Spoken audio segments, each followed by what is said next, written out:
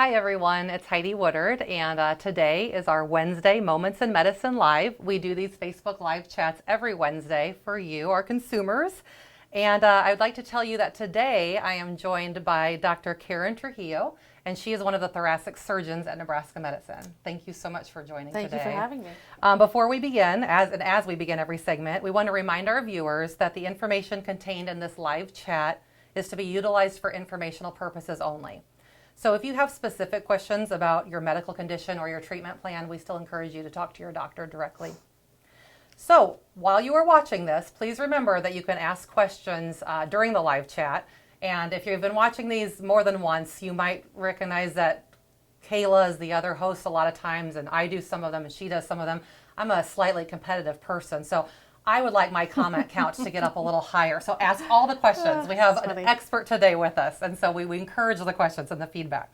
So let's get started. November, for those who don't know, is Lung Cancer Awareness Month. And I'd like to just start off because this was surprising to me when I did a little research on my own. How common is lung cancer? So it's the top cause of cancer deaths in the United States.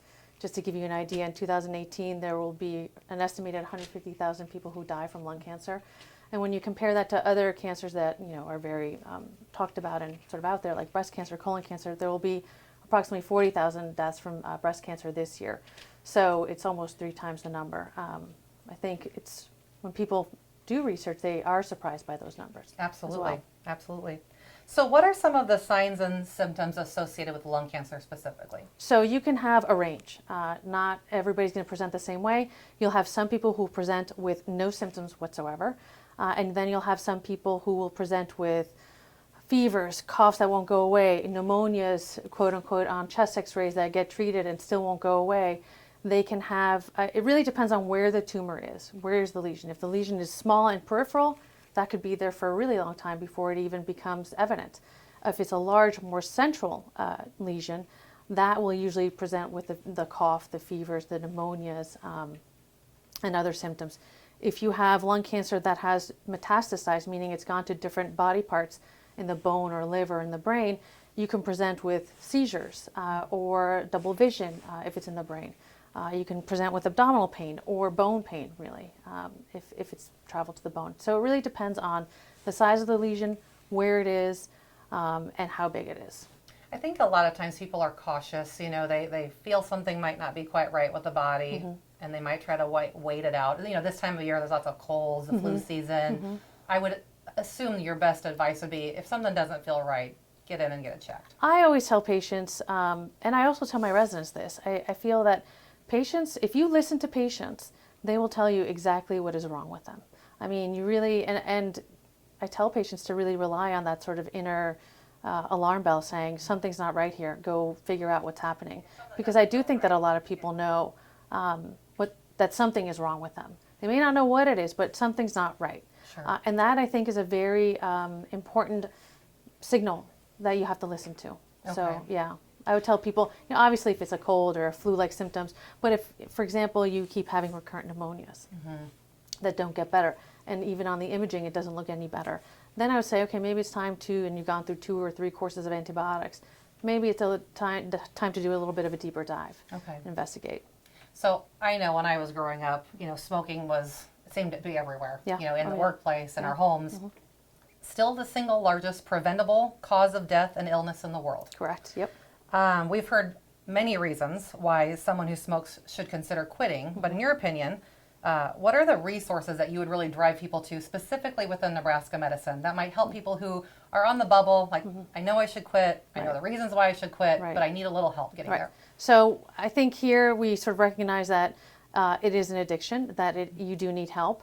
And sometimes what works for patient A may not work for patient B. And so what we have certified tobacco cessation specialists here. We have a nurse practitioner and we have a PA, and they are really excellent at sort of helping you figure out, okay, what are your triggers? What are your habits really? Because you're going to have to change those habits. So if you get up in the morning, you have a cup of coffee and you have a cigarette, that's going to have to change. You're going to have to figure out a way to get a different paradigm for you so that it doesn't trigger you. You're like, this is my time to have a cigarette. And so you get a little antsy. But we also realize that, it's not just perhaps one medication or nicotine replacement. There are a lot of things that are out there, and we can use them together to help people. And I think, we meet with you, and then we will sort of design a plan and follow up with that plan and, address any issues as they come up. And the location, you could refer to it if someone were to call and ask for more questions as the Nicotine Dependence Clinic. Is that correct? Yes. Okay. Yes. Okay. So people, this is another surprising thing that I learned. People who have never smoked a day in their lives can develop lung cancer. Yes. And so can you explain some of the reasons why, or yes. when you see that? So there are a few other reasons, environmental reasons, if you're exposed to radon gas. So we'll ask people to check their basements and make sure that they have, that there isn't a very elevated level of radon gas. We know that that's a risk for developing lung cancer. Also, asbestos can also act synergistically with cigarettes to increase your chances of getting a mesothelioma by 40 to 50 times, for example. And there are other environmental things that we know that can cause people to have lung cancer, certainly. There are also, unfortunately, we're seeing a lot of young women, never smokers, presenting with advanced stage lung cancers because when they present with the signs and symptoms of, the fevers, the cough, nobody thinks, oh, well, they have lung cancer. And so we don't understand why those women are getting lung cancer more than we have in the past, or why we're seeing it now more frequently. But it's something to be aware of. And like I said, if your body's telling you that something's wrong, go figure it out. And if one person doesn't listen to you, find somebody else who will, because that could be a significant amount of time that passes. And you're losing time to get diagnosed and treated. So speaking of the diagnosis, there is something that is called a lung cancer screening. And I think, as you alluded to at the beginning of the chat, people are familiar with the mammographies and the colonoscopy screenings. So we want to talk about what lung cancer offers. And there are specific criteria that people have to meet in order to have the lung cancer screening. But again, we're talking about another tool that's available. Correct. So we know that chest x-rays are not good for screening for lung cancers because oftentimes by the time you detect them, it's more advanced than you would like it. We know that if you are diagnosed with a lung cancer, the smaller it is, the less advanced it is. If there's no node involvement, the better your long-term survival is. And so we want to find these lesions when they're very, very small. And what we found is that a CAT scan is really a much better tool for screening. And so tell me why that is. What is it? What does the CAT scan detect? It's just much more detailed. Okay. And so chest x-ray, it's almost like it's taking a picture of you, from front to back and then from one side to the other. But the CAT scan really, you get into the lung parenchyma. You can see lymph nodes, you can see vessels, you can see very, very small lesions that are not apparent on the chest x-ray. So that's why it's a superior way of screening for lung cancers. And so the patients who qualify for that, anybody over the age of 55 with a 30-pack year history of smoking or greater, or anybody who has quit smoking in the past 15 years. Okay. There was a formula that I know one of your colleagues had explained to me, a certain amount multiplied by, so explain that to the viewers. So if you smoke half a pack a day for 20 years, that's a 10-pack year history. So it's how much you smoke per day and over how many years. Okay. If you're 4 packs a day for 20 years, then you have an 80-pack year history of smoking. And so you would definitely qualify for that. Sure. Okay. And we don't expect you all to memorize this as we're talking. We do have information on nebraskamed.com specifically about these screening guidelines. Thanksgiving's coming up. You're going to be around friends and family. The majority of people, we don't want to give an awkward encounter around the table, but it might be time to ask a friend or family member if they've considered getting in and getting absolutely checked. And when I talk to my patients, oftentimes I'll have a married couple who have been longtime smokers together, and I'll operate on the husband or on the wife, and I'll ask the spouse, I'll say, have you had a screening test? And they're like, why no? I'm like, well, you qualify as well. You should be in here too, because you never know.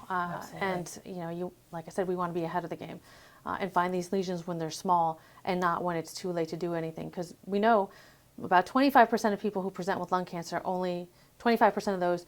So out of the 100% of people who present, 25% of those are resectable, meaning they can have surgery. Okay. The rest of them are usually too far advanced. Gotcha. And so that's 75%. And so I tell my patients, I'm like, look, the fact that we found this really is a good thing. And we should, I actually make my patients quit smoking before I'll operate on them. Because I think it's super important not only for the immediate post-operative period to help with not getting respiratory complications, not having a cardiac complication, meaning a heart attack or a stroke or anything like that. So I make people quit smoking because then also, I feel like, when you continue to smoke, not only are you just continuing the injury, but then, you're susceptible to not only lung cancer, which is one of the cancers that you get from smoking, but also pancreatic cancers, breast cancers, colon cancers, head and neck cancers, bladder cancers. So, I mean, literally, Lots of the scary things. cigarettes can affect almost every organ in your body. Sure. And so let's just get rid of the problem, number one, and then let's get you on the road to really recovery and being in control of your health and what we can do for you. Perfect. I'm putting my mom hat on now. So I've got 3 kids and 2 of them are in high school. And I've noticed that teachers and administrators, there's lots of education going out about this new epidemic, the e-cigarettes, the vaping. The Juul. Yeah. We see it in our own community. Tell me, are you seeing more young adults come in with things like this? Are you just warning people about maybe unintended consequences that kids are not aware that they're doing? I mean, I think that we don't understand what the long-term effects are going to be. I think we're beginning to see some preliminary findings on CAT scans in terms of lungs that are affected by inhaling, the Juul or the vapes. And in fact, my patients often ask me, they're like, can I substitute smoking for this? And I'd rather we didn't. Yeah. Let's just get you off of anything that you inhale. And same thing now with legalized marijuana. I feel like a whole new crop of patients, maybe not here in Nebraska, but in the surrounding states, Sure. are going to be people who smoke marijuana. And they're going to get some sort of adenocarcinoma, which is a type of lung cancer, or other types of malignancies. So I think it's very concerning. And more so for the Juul and the vaping. We don't know what the long-term effects are, and I think a lot of kids are sort of jumping on, it's not as bad or it's safer. And the real truth is that we don't have long-term sort of knowledge of what they're going to do over the course of 20 years, 30 years, in terms of your lung function. Will you be more predisposed to getting a lung cancer or other type of cancer? We don't know. Sure. So I think it is a health concern. How do you think we bridge the gap with, folks our age saying you shouldn't do this to younger ears? I don't know. I think it's just education. I think you have to focus on the kids when they're little. We did it for smoking. I think also we should do the same things or have the same restrictions that we had for tobacco companies. You can't advertise on TV. You can't advertise in magazines. You can't advertise to children. You can't have funny little animals or cartoon characters, because they're advertising to children. Absolutely. And I think that it needs to be regulated. I think the FDA is actually looking into the Juul now, and it might be regulated by the FDA shortly. Also the flavors, because that also kids are like, exactly. So it doesn't taste bad, and so it's like, how can this be bad for me? Right. We've got a couple people. One is singing your praises. Oh, so yay. You're a tremendous caregiver, doctor. The other, this is from the Omaha Women's Health and Wellness Conference page. Anything else that can be done when it comes to prevention for lung cancer beyond not smoking? Really, that's the biggest one. We know that the longer you smoke and the more you smoke, the more likely you are to get a cancer. I think it also depends, once you've quit, you need to be cognizant that your relative risk doesn't go back to normal, to what a never smoker's risk is. And so you always have to be aware, I quit smoking, but I quit smoking, I have patients who come in, they quit smoking 30 years ago, and they're coming in with a lung cancer, and they're like, but I quit. And I'm like, well, cigarettes are the gifts that keep on giving. And so that's why we put these screening programs in. I say, look, I don't have a family history of breast cancer, but we know that only 8% of them are family, or familial. And so I get a mammogram every year, even though it's been negative every year. But that's why it's a screening program, because you need to see, every year and make sure that there are no changes that are suspicious or that need to be further investigated. So the last thing I'll say is it is common known, it's an addiction. And so I think people have this stigma of going in and admitting that I've done something bad to myself. What's the best advice you can give somebody who, again, is on the bubble and you want to just reassure them your health is the most get over it. Yeah, important? I'd say get over that, because we're here to help you. We're not here to shame anybody. I'm not here to poo-poo anybody or be like, this is it. That's not what we're about at all. I usually have a very frank conversation with my patients and their families. I'm like, look, throw away all the cigarettes, throw away all the lighters, everything that has to do with it. And it's not, and we're here to help you. So when you have, and it's okay if it takes about 7 to 8 times of trying to quit before people are successful. So we know that. It's okay if you stumble once, twice. Exactly, and Yeah. that's what we're here for. And if one method isn't working for you, then we can either add more or switch it up, or work with you to sort of and help you figure out what are my triggers, what's going to make me more successful. Sure. So I think figuring out that plan is really important, Okay. and it's really hard to do it alone. We don't expect people to quit drinking, by themselves or doing drugs by themselves, and so, I think that just because it's legal doesn't mean that it isn't addictive. We know that cigarettes are super addictive. In fact, one of the hardest things to quit. And so I think it takes a village. It's like raising kids. It takes a village, and we're more than happy to help you and get back on the horse and figure out how to do it and how to be successful. Okay. The best thing you can do for yourself is to quit smoking. I mean, hands down, the best thing. I believe you. Yeah. Dr. Yeah. Trujillo, Yep. thank you so much for No, joining us thank today. you. To schedule a lung screening, if you meet those criteria and you'd like to schedule a lung screening appointment, you can call 800-922-0000.